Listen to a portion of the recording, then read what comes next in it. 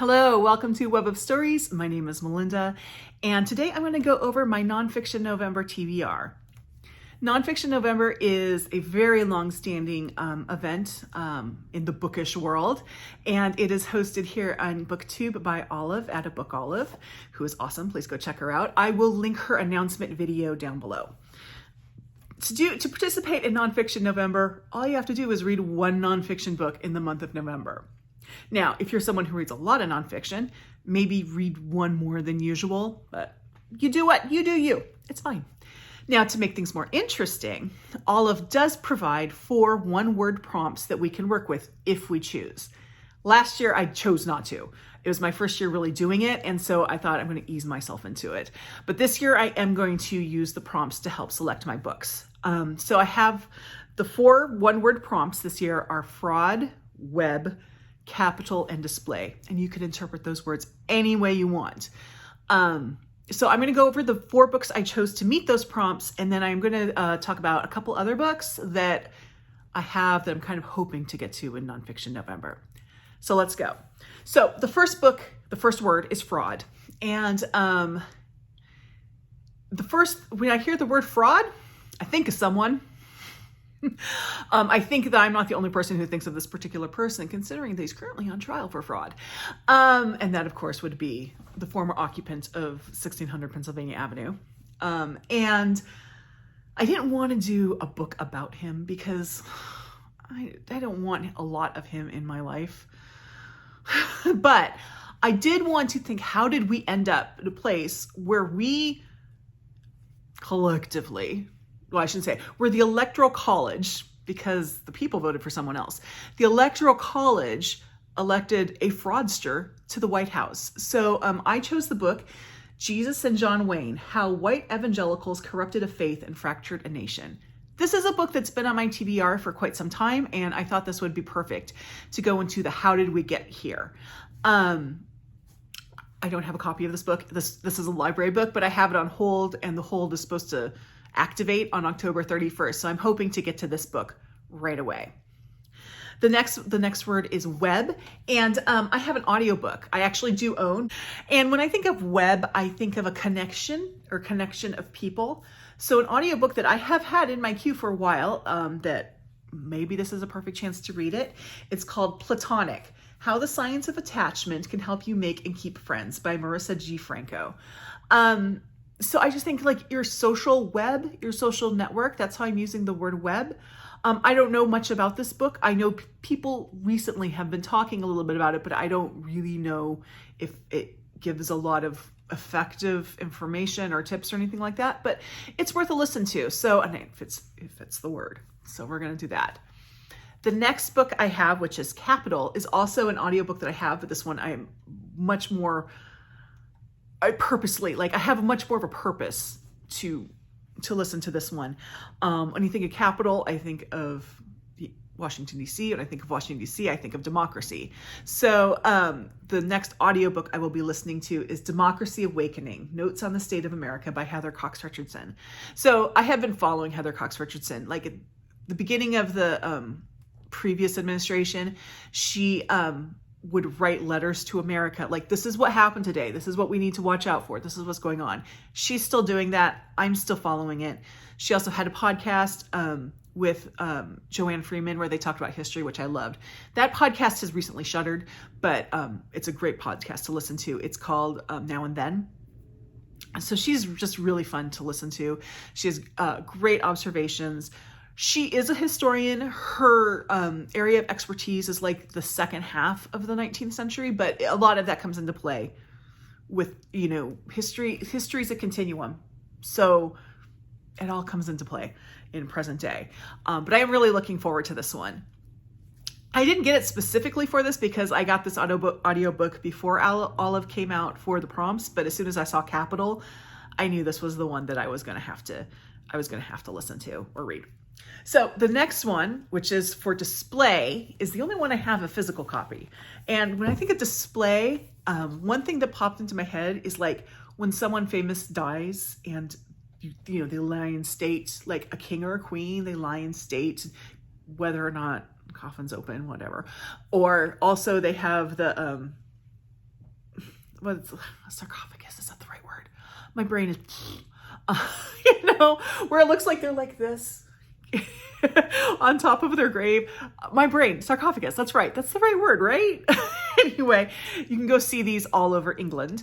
I have a degree in history, medieval history, specifically English medieval history. So kings and queens are kind of my thing. I also don't get to use my degree that much, except for when monarchs die, or they go have their coronation. So yeah, I have used it in the past couple of years, but that display, that death display, made me think of this book, which is Mortal Monarchs, 1,000 Years of Royal Deaths by Suzie Edge. So Suzie Edge is someone I discovered on TikTok, not Book Talk. I'm not a huge Book Talk person, but I found her on TikTok. She was a physician, a surgeon, I believe. I'm not entirely sure, but she was a doctor of some sort. And she just got really into history. So she went back to school to study history. And now she talks about like dead monarchs. And she's fun to watch on TikTok. She always starts like, shall we dig up another dead body? And this is her first book. It's not available in the US. I got this from Blackwell's. It should be available in the US. She's awesome. One thing that's interesting about this book is I remember watching her when this book was first released on TikTok, and she couldn't do the big, look at my book about dead monarchs, because it released like right around the time Elizabeth II died. So that's kind of classless to really celebrate your book about dead monarchs when a monarch just died. This must be a new edition because there is a chapter in here about Queen Elizabeth's death. So I'm assuming that this is a second edition, and because it's probably the shortest one in there. And she added that kind of afterwards because you kind of have to. We've probably got a little bit of time to, let's see if it says anything in the introduction here.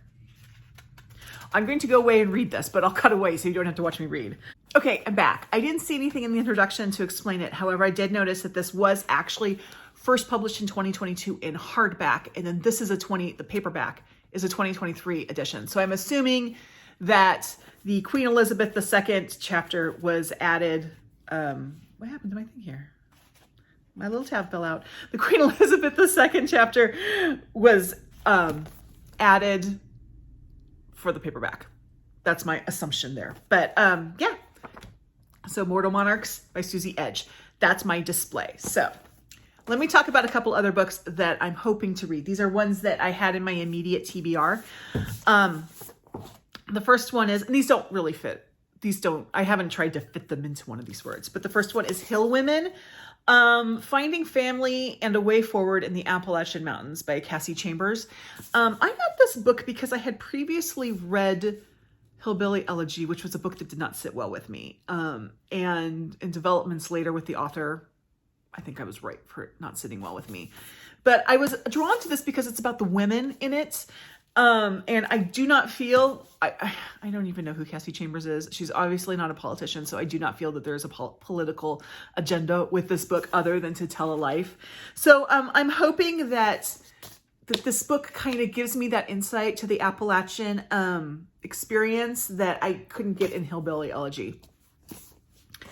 And the next book, this is a fun one. I don't remember when I got this. I've had this book for quite some time, and I just pulled it out and said, I got to read it.